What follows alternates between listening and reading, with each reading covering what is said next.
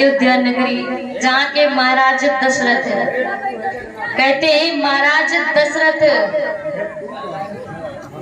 को सब कुछ प्राप्त था, संसार की सारी चीजें, धन वैभव यश कीर्ति सब कुछ प्राप्त है भगवान महाराज दशरथ को, लेकिन कोई पुत्र नहीं है। वेदों में भी जिनका वर्णन है ऐसे महाराज दशरथ, एक बार होता क्या है, उनके मन में ख्याल आता है कि मेरे पुत्र नहीं है। एक बार भूपति मन माही, भय गलान मोरे सुत नाही। और ऐसे ही ये ख्याल नहीं आता है, देवताओं द्वारा रची हुई साजिश। कहते हैं जब तक महाराज दशरथ के मन में ही ये नहीं आएगा, तब तक प्रभु अवतार लेंगे कैसे। महाराज दशरथ जब तक चाहते नहीं है, तब तक भगवान कैसे अवतार ले सकते हैं। एक बार होता क्या है, देवताओं की सभा लगी हुई होती है और महाराज दशरथ इतने बड़े योद्धा उस समय के थे कि देवताओं की जब सभा लगती थी, महाराज दशरथ भी जाया करते थे। महाराज दशरथ पहुंचे वहां सभा में, और जब सभा समाप्त हुई तो सारे देवता अपने अपने घर को चले गए, लेकिन महाराज दशरथ जा रहे थे कि रास्ते में देवर्षि नारद मुनि मिले।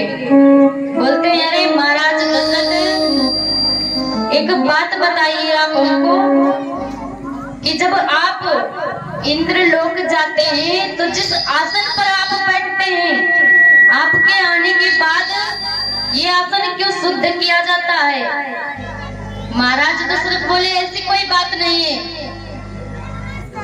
बोले कि अगर आपको विश्वास नहीं होता है, आप जाकर देख लीजिए, अभी अभी समाप्त हुई है ना, सारे देवता चले गए हैं, किसी भी देवता का आसन शुद्ध नहीं किया जा रहा है, मात्र एक आपका आसन शुद्ध किया जा रहा है। महाराज दशरथ जाते हैं, देखते हैं, सच में जिस आसन पर महाराज दशरथ बैठे थे उसको शुद्ध किया जा रहा था, पवित्र किया जा रहा था। ऐसा क्यों? पूछने पर पता चलता है कि आपको कोई पुत्र नहीं है, ये अशुभ माना जाता है। आप राजा होकर आपके कोई पुत्र नहीं है। अब उनके मन में ग्लानि उत्पन्न हुई कि बताओ, हमारे कोई पुत्र नहीं है। अच्छा, उनके मन में यही आया कि हमारे कोई पुत्र नहीं है। ये क्यों नहीं आया कि पुत्री नहीं है? क्योंकि महाराज दशरथ की एक पुत्री पहले से ही थी, जिसका नाम है, क्या नाम है बताइए आप लोग। महाराज दशरथ की एक पुत्री थी, प्रभु श्री राम जी की बहन, क्या नाम था बोलिए।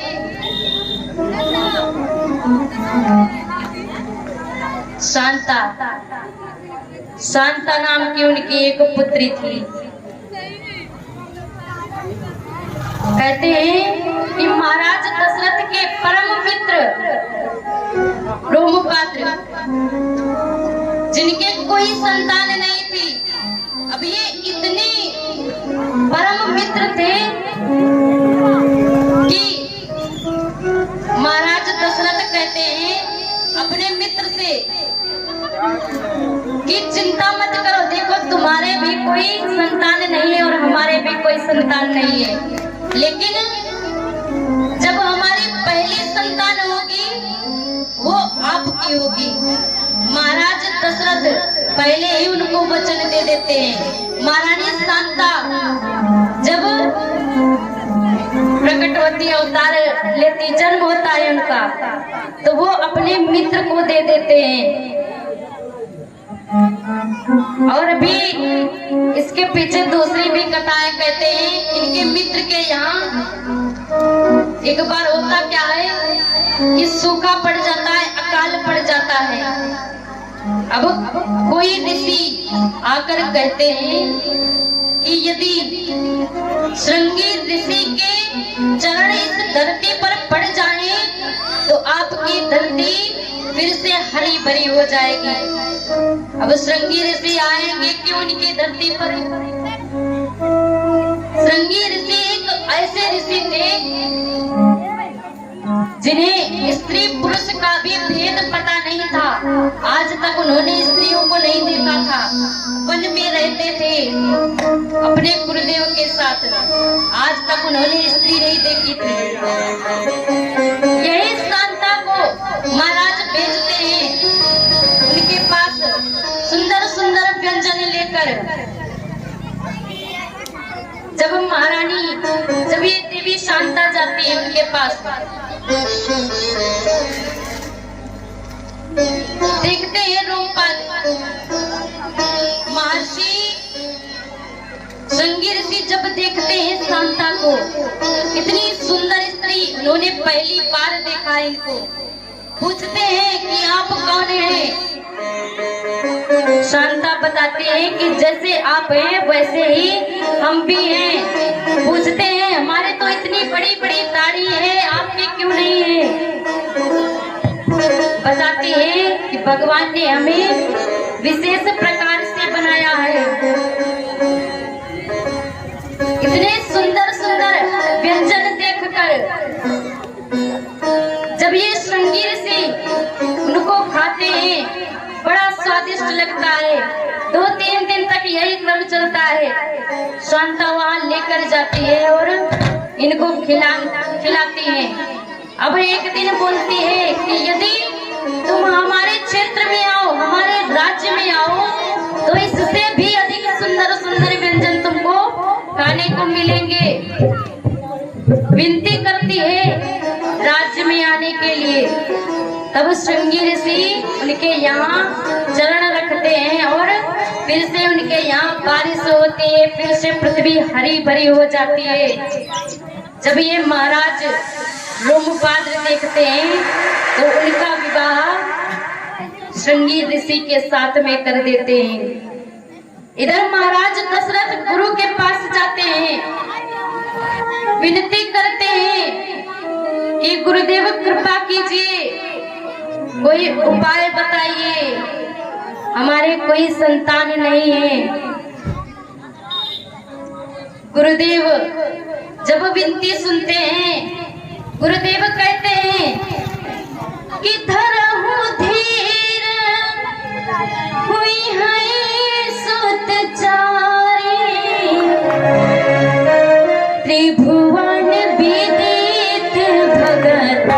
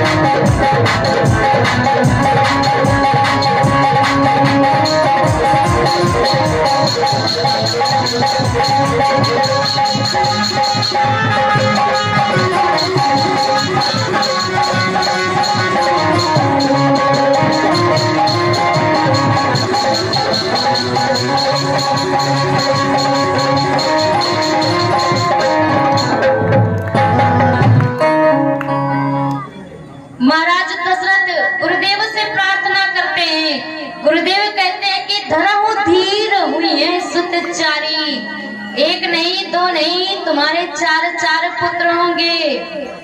त्रिभुवन विदित भगत भयहारी, जिनकी लीलाएं तीनों लोकों में विख्यात होंगी।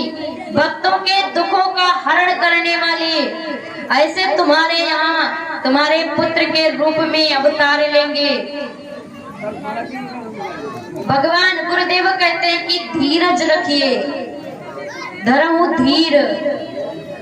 कहते हैं एक बार भगवान श्री कृष्ण से अर्जुन ने कहा कि प्रभु कोई ऐसा शब्द बताइए कि जिसे रोता हुआ व्यक्ति सुने तो हंसने लगे, और यदि हंसता हुआ सुने तो दुखी हो जाए।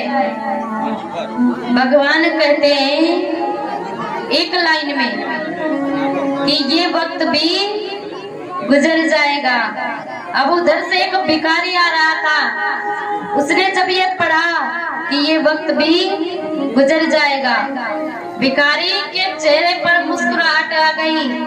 भिखारी सोचता है कि अभी मैं भिखारी हूँ, शायद हमारा ये वक्त चला जाए और मैं भी धनवान बन जाऊं। दूसरा व्यक्ति आया, अच्छे से सूट बूट में, नई सी कार में, उसने वही पढ़ा। वो दुखी हो गया, बोला कि अभी तो हम कार में घूम रहे हैं अच्छे अच्छे सूट बूट पहनकर, कहीं ऐसा ना हो कि वक्त बदले और हमारा ये सब चला जाए। ऐसे ही गुरुदेव कहते हैं कि धीरज रखिए, ये वक्त भी चला जाएगा आपका महाराज। आपके यहाँ भी चार चार पुत्रों का जन्म होगा। महाराज दशरथ को उपाय बताते हैं, कहते हैं श्रृंगी ऋषि को, वही श्रृंगी ऋषि देवी शांता के पति, कहते हैं श्रृंगी ऋषि को बुलवाइए और यज्ञ करवाइए। श्रृंगी ऋषि आते हैं, भगति सहित मुनि आहुति दीने, प्रगटे अग्नि चरु कर लीने। प्रेमवश भक्तिवश श्रृंगी ऋषि आहुति देते हैं। अग्निदेव खीर का कटोरा लेकर प्रकट होते हैं। महाराज वशिष्ठ मुनि के हाथ में रखकर कहते हैं महाराज दशरथ को दे दीजिए। महाराज दशरथ के हाथ में वो खीर का कटोरा रख देते हैं। अब महाराज दशरथ का बंटवारा देखिए, महाराज दशरथ उसका बंटवारा कैसे कर रहे हैं कि अर्ध भाग को श्रेय दीने, उभय भागे आधे करके, उभय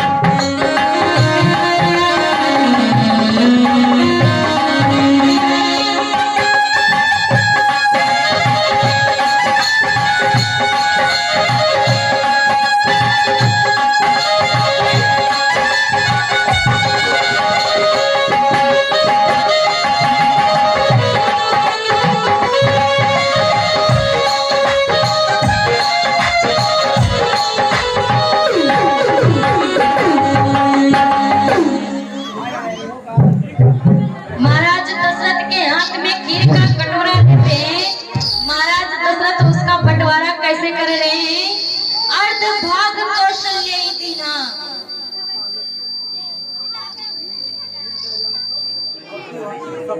महाराज दशरथ आधा भाग महारानी कौशल्या को देते हैं और जो आधा भाग बचा उसमें से फिर से आधा आधा किया, 2 टुकड़े किए, एक महारानी कौशल्या के लिए और दूसरा महारानी कैकेयी के लिए। कहते हैं महारानी सुमित्रा अपना भाग रख देती है और वो भाग चील उठा कर ले जाती है।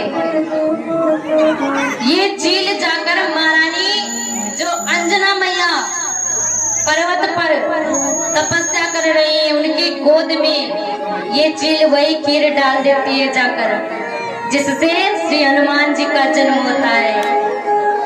बोले श्री हनुमान जी महाराज की। इधर महारानी कौशल्या और महारानी कैकेयी के पास खीर बची है। सुमित्रा मैया की तो चील ले गई। अब देखिए ये तीनों क्या हैं, सौतन है तीनों, लेकिन इनका प्रेम देखिए। महारानी कौशल्या और महारानी कैकेयी अपने अपने हिस्से से आधा आधा भाग महारानी सुमित्रा जी को देती हैं। आज की सौतन ऐसा करेगी? बोलिए कितना प्रेम है तीनों में।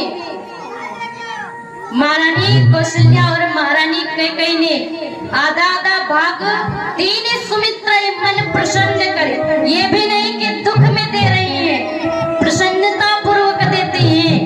महारानी सुमित्रा को तीनों देवियां खीर ग्रहण करती हैं, तीनों देवियां अब गर्भवती हैं। मंदिर में सब राजा रानी शोभाशील तेज की खानी। बाबा गोस्वामी जी ने मैया कौशल्या को पूर्व दिशा बताया है। बंदो कौशल्या दिश प्राची। और सूर्य का उदय कहाँ से होता है? पूर्व दिशा से ही होता है।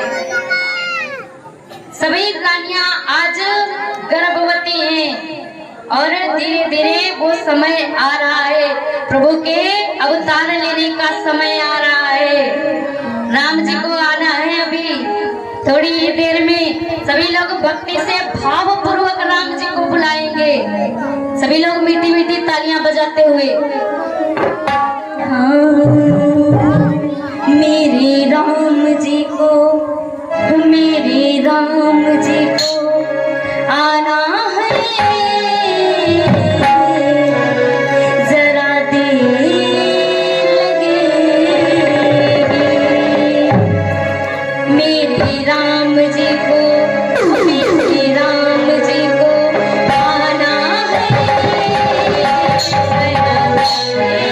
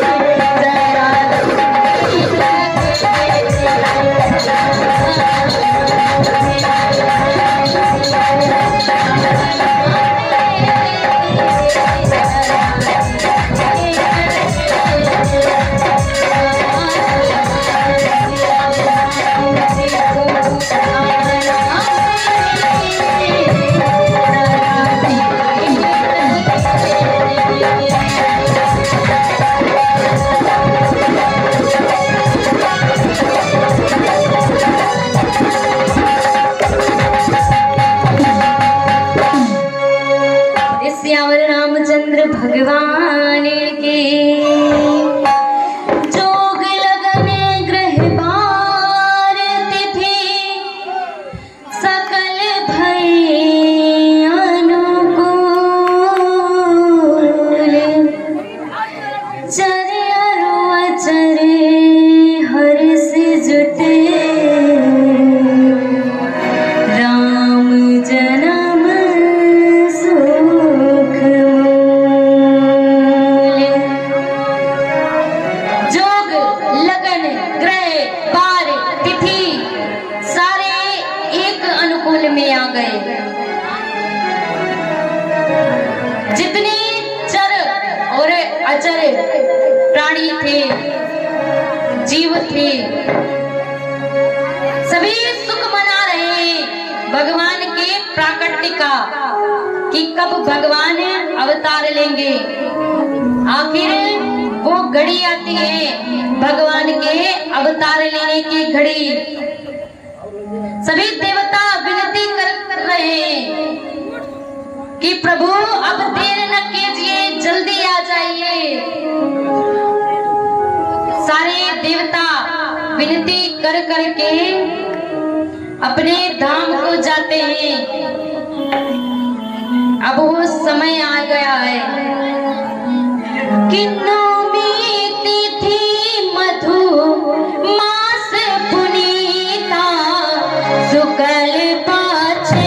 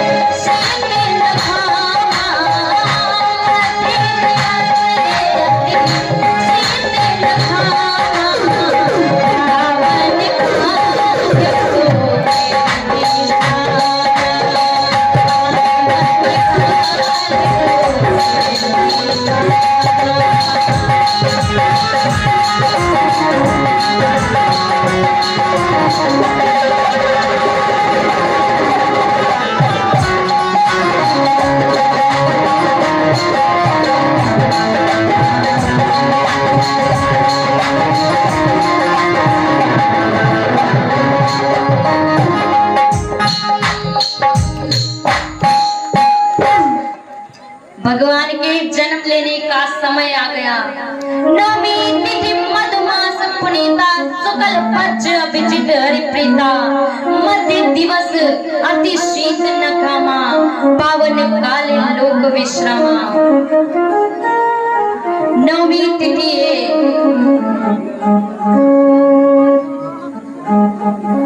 महीना कौन सा चल रहा है? चैत्र मास। चैत्र मास शुक्ल पक्ष अभिजीत मुहूर्त। भगवान के प्राकट्य का समय क्या है? दोपहर के 12 बज रहे हैं, जब सबके विश्राम का समय आता है।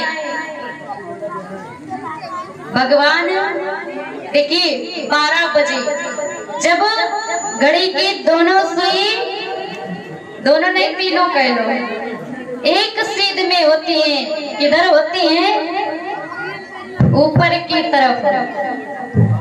भगवान के जन्म लेने का समय देखिए, तीनों ऊपर की तरफ हैं।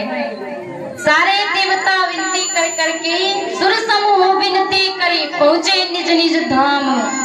जग निवास प्रभु प्रकटे अखिल लोक विश्राम। भगवान के प्राकट्य का समय हुआ, ठीक दोपहर के 12 बजे भगवान का जन्म होता है। बोले